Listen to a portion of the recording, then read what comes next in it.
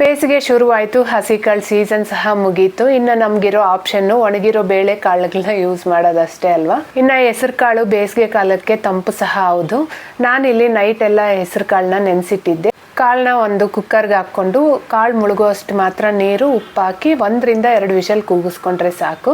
ಅಷ್ಟರಲ್ಲಿ ಮಿಕ್ಸರ್ ಜಾರ್ಗೆ ಬೆಳ್ಳುಳ್ಳಿ, ಹಸಿ ಕಾಯಿ, ಹಸಿ ಮೆಣಸಿನ್ಕಾಯಿ, ಜೀರಿಗೆ, ಸ್ವಲ್ಪ ಕೊತ್ತಂಬರಿ ಸೊಪ್ಪು, ಬೇಕಾಗಿರೋಷ್ಟು ನೀರು ಹಾಕಿ ನುಣ್ಣಗೆ ರುಬ್ಕೋಬೇಕು.